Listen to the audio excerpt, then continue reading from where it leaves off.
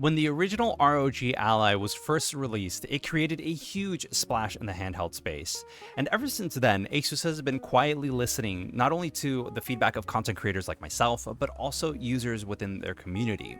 All of this feedback is what they've used to create not a successor, but a superior model, a better version of the Ally, and this is the ROG Ally X. Their goal with all of this really wasn't to create a successor by any means. This isn't the Ally 2, but to create a refined model, something that took all of that feedback and just created something that was better overall. When I first got my hands onto the ASUS ROG Ally X over at ASUS's headquarters in Taipei, I was blown away at how much or how many issues this addressed, at least for me personally. I was just blown away because if you look at the ergonomics, if you look at the battery size, if you look at just the general feel of the handheld, it has improved so much since its predecessor. Now, don't get me wrong, the ASUS ROG Ally is a great handheld, but there are so many problems that I had personally that I just reverted back to the Steam Deck OLED, or in times where I needed more power, I would go to the Legion Go from Lenovo. But with the ASUS ROG Ally X, it just fixed all those problems for me personally. Now, don't get me wrong, there are some things that after use of the ASUS ROG Ally X have come up, things that I didn't foresee, and some things that I just think are worth mentioning. By the way, this video is sponsored by TomTalk, but I'll talk about them later on in the video.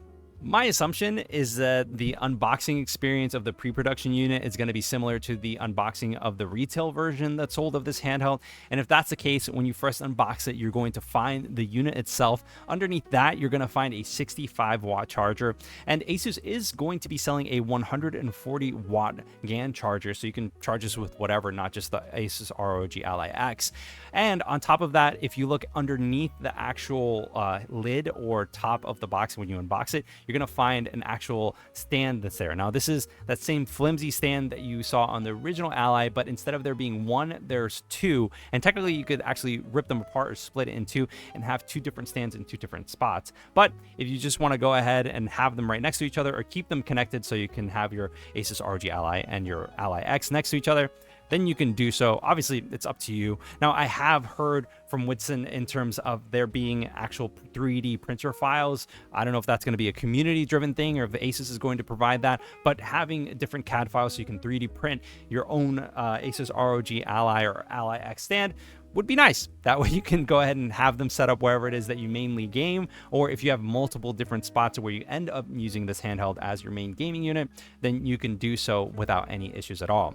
The setup process for the ASUS ROG Ally X is similar to any sort of Windows handheld. Now, with this, I didn't have any issues in terms of the keyboard popping up or the on-screen keyboard whenever I was setting things up. Also, I want to go ahead and say that it was very quick. Now, 20 minutes is all it took for me to set up Windows, but the download process of everything and getting games on there is really much dependent on wherever you are in the world. Here I'm in Europe and the internet's pretty good. I have fiber optics where I'm staying at right now, and it was really easy to just go ahead and get everything downloaded and get everything installed, whether it was from Steam or Epic Game Store or Xbox, whatever it is that you wanted to use to just get things up and running on this handheld. Now, when you compare the original Ally to the Ally X, I mean, there's just so many differences when it comes to the ergonomics and overall feel of the handheld. Obviously, there's a lot more of that curve that's right there that I personally love. I mean, if you've been following the channel for even a little bit, you know that I prefer curves over, flat back handhelds. But another thing that's worth mentioning is that M buttons, the M1 and M2 that are here, your macro buttons, they're further inside, which means that when you're holding the handheld, you're not going to accidentally push it down. You can actually go ahead and just have these on the side and just reach in and it'll feel much more comfortable. Now, one thing to mention while I have you here is that there's no real place for my pinkies to go. I didn't really think about it too much until I saw Russ from Retro Game Core's video mentioning it, and I was like, huh, he's actually kind of right. There is no place for my pinky to go. And I was trying to figure out why, because on the original, you kind of just like rested it and you kind of had that rest spot that's right here. And then I kept on thinking about, the Steam Deck OLED. I mean, it feels natural, and you have, again, another spot to kind of just rest your pinky here, and you can go ahead and game and not have to worry about anything. And then something kind of clicked. See, the original Ally was much thinner, not too much, but it was much thinner. And when you have this space that's here in the back to actually rest your hands, the grip isn't actually large enough to support that back. If this was a little bit thinner, this area right here was a little tiny bit thinner, or the grips were a little bit larger, then you would have a nice comfy spot to rest your pinky and have that same ergonomic feel that you get on the ROG Ally or the Steam Deck OLED, because the Steam Deck OLED is thinner here in the middle. It's just something that I noticed when I was just testing things around that I kind of just clicked. I was like, oh, wow, it's thinner. Therefore, it's much more ergonomic and easier to use with the size of the grips that are there. Now, if you look from the side, the ASUS ROG Ally and the Steam Deck are kind of just neck and neck when it comes down to it. But that central portion that's there just makes the biggest difference when you're actually resting your fingers on the actual handheld. When it comes to button placement and where things are, things just feel very natural. Now, it's very similar to the original, but the handheld itself and the placement of all the buttons are pretty much greater than the sum of its parts. Obviously, the analog sticks, they are potentiometer, so you are going to have to get third-party Hall sensing joysticks if you want to go ahead and get Hall sensing joysticks, but they're much better than I thought they would be overall. I mean, they just feel much more comfortable as you go. Now, I will say that the D-pad that's here, it feels very similar to the Mega Drive D-pad, and I kind of like it. I kind of like the way that it feels when I was playing Tekken with it. It just felt very natural to just go ahead and have that there to go ahead and game on. The face buttons themselves, they are a little bit clickier than the original, but what I will say is that they feel much more secure. Now, when you push down the face buttons on the original, there was a little bit of give, almost kind of like you could just kind of move it around and do whatever. But with this, it just feels much more solid more than anything else, and I kind of like the way that that feels. The triggers on the back, they feel great. I mean, there's just so much more curvature to them. It feels much more ergonomic than the original, so I kind of like that overall. The shoulder buttons, they're a little tiny bit clickier than the original, but I don't really mind it. I mean, I think it's fine. I'm not going to really worry too much about it. In terms of the I/O up top, you've got a USB 4.0 and USB 3.2. I'm so glad that they got rid of the XG Mobile adapter thingy. It didn't make any sense to me personally. I would rather have more of like an open source look, so you can connect any sort of eGPU onto this, and it doesn't have to be XG Mobile. You do have the volume rocker that's here, which, you know, is there, and then you also have the microSD card slot, which it seems like they addressed the issue of the original based off of what I saw over at ASUS HQ headquarters, but I haven't done any sort of testing, so I can't say that verbatim, or I can't really say that right off the bat. When it comes to the 3.5mm jack, everything just works fine, and then you have your power button that is the actual fingerprint scanner. Now, when it comes to thermals, there are so many things that are here that they have improved. Now, first and foremost, the fans are smaller. Now, I originally thought that because a fan is smaller, it would need to spin faster, which means that therefore there would be more fan noise. But one of the things that they mentioned is that they've added more fan blades into the fans themselves than the original design, therefore pushing more air and pushing air in different directions because of a little hole that is within the fan chamber itself. See, these holes that are there, they push air in between the front of the motherboard and the panel that's there, therefore cooling the panel and the front of the motherboard all at the same time. It's actually pretty cool because one of the main complaints that the original Ally had was that that panel that was there would get extremely hot whenever you were doing anything and putting any sort of inputs with your finger when you were using it as a touchscreen. But with this, it's just so much better, and it's extremely exciting because it makes it a better overall experience in terms of cooling. I haven't experienced too much of a fan noise ramp up, kind of like we saw with the original Ally. Now, I know that with the original Ally, there were issues with the microSD card slot, so therefore they increased the fan curve on the left fan just to kind of mitigate any sort of damage that might come from that. But with this, I haven't experienced any issues at all. So it's very, very quiet in terms of fan noise with this handheld overall. When you're comparing the ASUS ROG Ally X to the Ally, it's pretty much on par. There are some things that differentiate the two, and on paper, one is evidently stronger than the other one, but when it comes down to it, the overall experience, you're looking at just a few things that differentiate the two. You're going to be having the same AMD Z1 Extreme chipset across both handhelds, as well as the RDNA 3 iGPU. The RAM, though, is a differentiating factor. With the Ally X, you're going to get 24 gigabytes of LPDDR5X clocked at 7,500 megatransfers versus 16 gigabytes of LPDDR5 clocked in at 6500 mega transfers. That extra RAM that's there is for you to allocate however you want. Most of it is going to be going to your game, but some of it is going to be going to the OS. So overall, it just frees up more RAM for you to be able to game and have a better overall experience. Now, the same screen is going to be on both handhelds. So you're going to have that 7-inch 120 hertz IPS screen. It's absolutely beautiful at 100% sRGB, so you can get all the beautiful colors there. But the differentiating factor between the two of them is that with this new panel, technically it could go a little tiny bit lower. I don't know if that's an Ally X exclusivity thing, but this goes very, very low in terms of color, and you have a better dynamic range versus the original Ally. Now, the battery between the two of them is going to be very different. You have 40 watt hours on the original Ally versus 80 watt hours. You're talking about double the battery life. Now, I can't really talk about numbers in terms of the performance of battery, but if we got an hour and 15-ish minutes on the original Ally, you can surmise how much you're going to be getting on this new handheld. And let me just tell you straight off the bat that I'm ridiculously impressed at how well the Ally X is doing in terms of its battery life. Now, when it comes to the connectivity, it's going to be exactly the same. Weight, on the other hand, you're looking at 70 grams more on the ROG Ally X.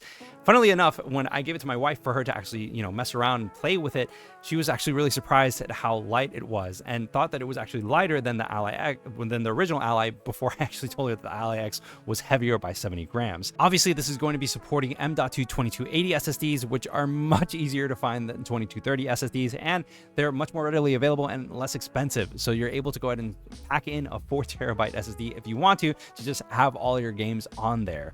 On top of that, this is going to have improved thermals and better fan noise, like I mentioned earlier, and this is going to have eGPU support because of that USB 4.0 versus that XG mobile thing that ASUS had originally wanted to do with their original Ally design.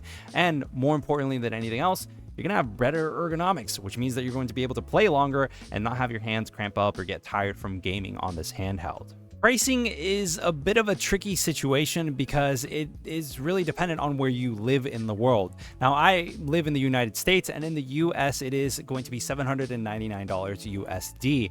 Now, I also recommend that you go from a third-party retailer for several reasons. If you go and follow the link in the description below, it'll guide you to Best Buy, which is where I primarily buy the majority of my products overall. It's just I have one close by to my house, so I like being able to go there, and if there's something wrong with the unit or something wrong with whatever it is that I pre-order or buy, I can just return it without any issues at all because of the extensive return window that's there. So if you're thinking about getting an ASUS ROG Ally X for yourself, I would recommend getting it from a third-party retailer just because you never know what might happen. So when it comes to Armoury Crate 1.5, there are a lot of similarities with 1.0, but in terms of the internals and the flexibility of the app itself, there's just so many things that are worth bringing up. So first and foremost, when it comes to actually having this layout and things like that, you can do so by coming up to this button and going to Customize Library. From there, if you want to have the original vertical layout, then you can do so accordingly relatively easily. I personally prefer this horizontal look. I just think it looks better overall. And then if you want to change the different position of that carousel look to the horizontal look, then you could do so. Mine are pretty big, so if I wanted to change the actual size of the art, then you can do so relatively easy. I just prefer that larger design. If you want to take off the name from the bottom as well as the app that is correspondent to the game, then you can do so relatively easily.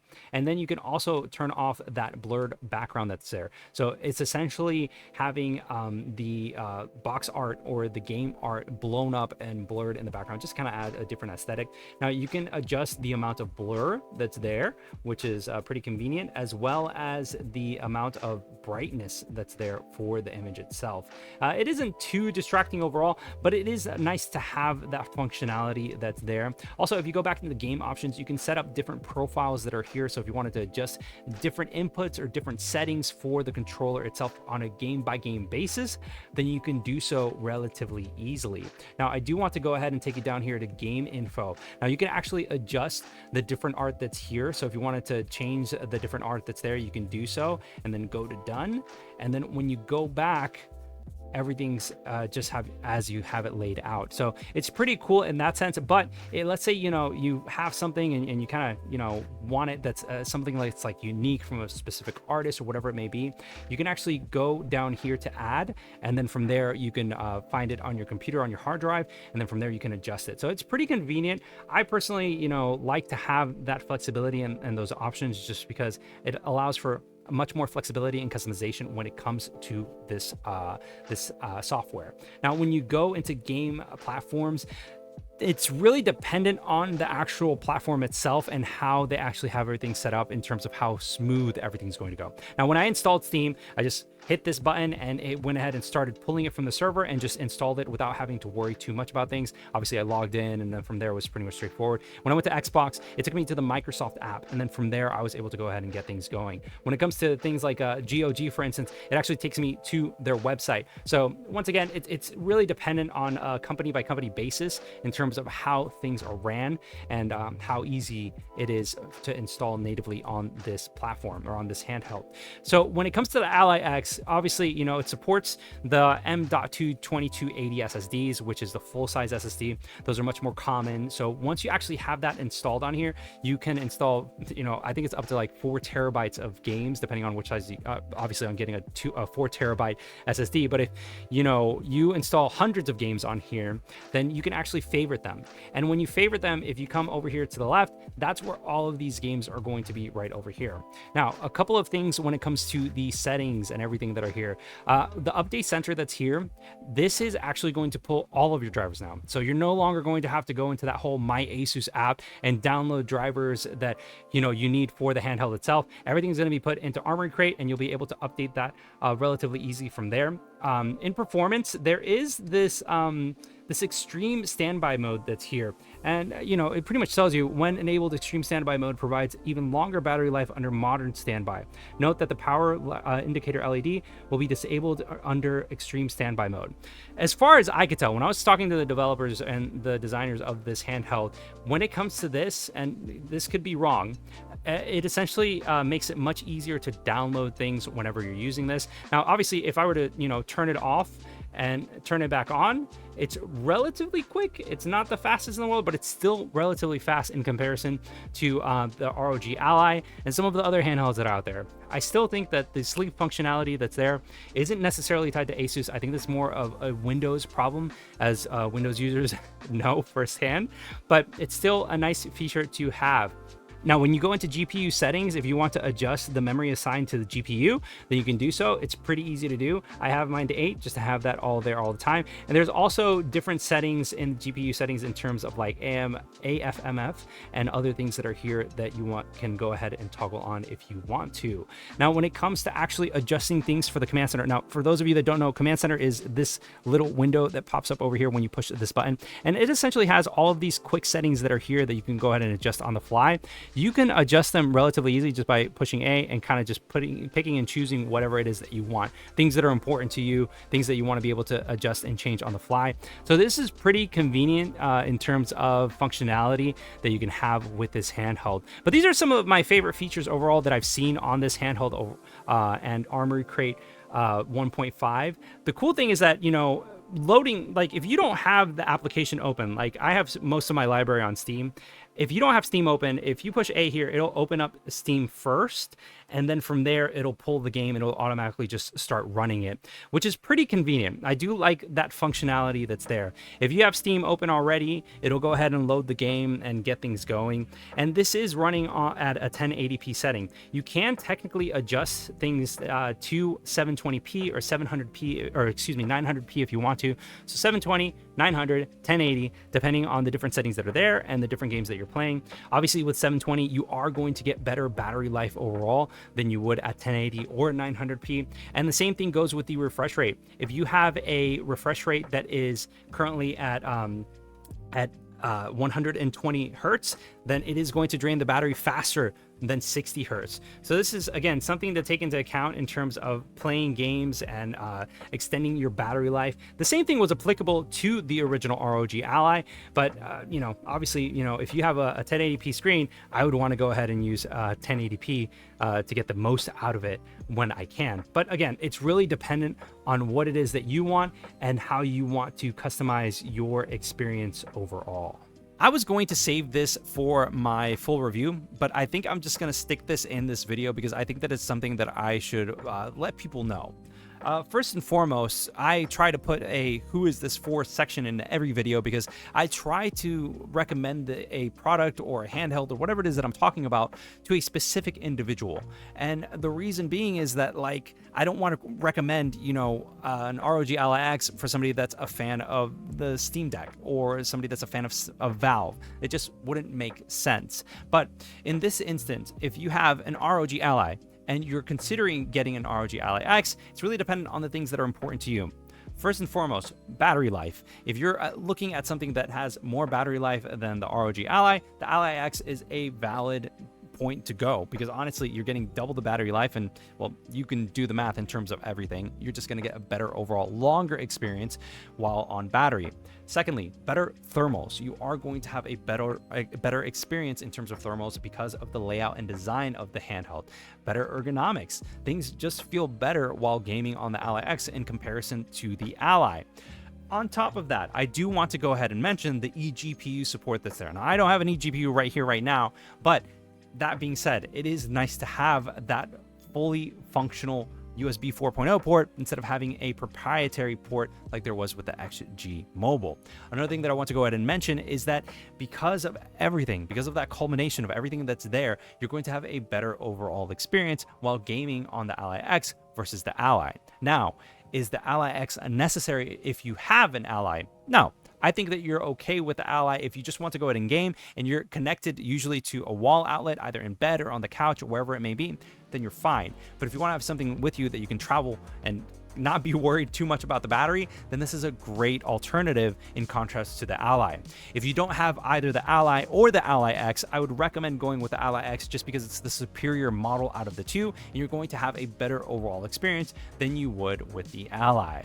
Now, looking at everything that's there with the ASUS ROG Ally X, there are a lot of things to be excited about, but there is one thing that I wish that came with the ASUS ROG Ally X, especially when you're paying that price, and that is some sort of protection, a case or something to protect this handheld when you're moving out and about, traveling, whatever it may be, and that is where today's sponsor, TomTalk, comes into play. I travel a lot for work, and sometimes I travel for leisure, but whenever I'm traveling, I want to make sure that I protect the handhelds that I take with me. Now, not all manufacturers, not all companies are going to provide any sort of case or bag to protect the handheld that you just buy from them. This is where TomTalk comes into play with their new bag. They're releasing their new G47 bag, which is actually very similar to the Arcos bag that was released last year. But when you compare the two, there's just so many improvements with this new bag that you kind of that's just the better bag out of the two of them. Inside the bag, you're going to find this W-shaped hard shell that is meant for two things. One, to obviously protect the handheld, but two, to prevent any sort of accidental inputs, whether it's face buttons or analog sticks, whatever it's there, just to prevent it from accidentally waking up the handheld and thus killing your battery without you even playing on the handheld to begin with. On top of that, there's plenty of compartments, there's plenty of pockets that are there to put in any sort of cables or accessories that you need. We're talking HDMI cables, USB cables, a power adapter, a power bank, controller. I mean, the sky's the limit. If you can fit it in there, you don't have to worry about it. And on top of that, it's versatile. You can pair this up with an ROG Ally, an Ally X, a Steam Deck OLED, Legion Go, even the MSI Claw or their A1M variant once that comes out, even a PlayStation Portal if you want to. You can fit it in there without having to worry about it. Now, I travel a lot. I actually took this bag with me to Taiwan when I went to Computex, and I actually have it here in Poland, and I used it while I was traveling through Germany. It's super comfortable, it's super versatile, and I never have to worry about the handheld that's in there. It's protected, and I never have to worry about things. Now, if you're ready to get a bag that is meant to protect your handheld as well as stuff it to the brim with the accessories that you want to take with you, then follow the link in the description below or in the pinned comment and get yours today. And thanks to TomTalk for sponsoring this video. So what do you guys think of the ASUS ROG Ally X? Is this something that you're going to be getting for yourself, or are you going to be sticking to the original ASUS ROG Ally? Is the Ally X going to be coming out at exactly the right time for you to go ahead and get the better out of the two handhelds? Let me know in the comments below. I'd love to hear your thoughts on things. And if you want to hear my thoughts on the original ASUS ROG Ally, then click this video over here. If you want to hear my thoughts after 5 months though, click this video over here. And until next time, guys, I'll see you on the next one. Peace.